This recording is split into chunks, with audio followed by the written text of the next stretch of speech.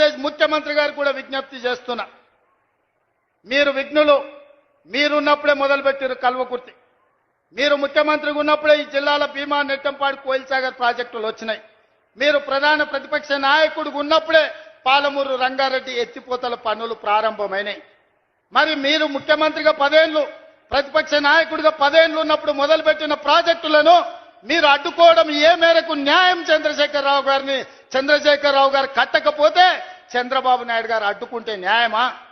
అందుకే చంద్రబాబు నాయుడు గారికి విజ్ఞప్తి చేస్తున్నా, మా పాలమూరు రంగారెడ్డి ఎత్తిపోతలకు అడ్డం పడొద్దు, మా డిండి ప్రాజెక్టును అడ్డుకోవద్దు, మా కల్వకుర్తి, మా భీమా, మా నెట్టంపాడు, మా కోయిల్ సాగర్ మీరు అడ్డుకోవద్దు.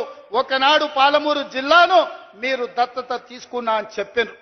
మీరు బాధ్యతగా ఉండండి, మమ్మల్ని బ్రతకనియండి, మా ప్రాజెక్టులు పూర్తి చేసుకోనివ్వండి. ఆనాడు ఉమ్మడి రాష్ట్రంలో శ్రీశైలం వెనకాల నుండి 4 టీఎంసీల నీళ్లు తీసుకెళ్లేది ఉంటే ఇవాళ 9.5 టీఎంసీలు నీళ్లు తీసుకెళ్లడానికి మీరు ప్రాజెక్టులు పెట్టుకున్నారు. అందుకే చంద్రబాబు నాయుడు గారికి విజ్ఞప్తి చేస్తున్నా, రాయలసీమ లిఫ్ట్ ఇరిగేషన్ 3 టీఎంసీలు రోజుకు తరలించే ప్రాజెక్టును మీరు రద్దు చేసి మీ ఉదారత్వం ప్రదర్శించండి.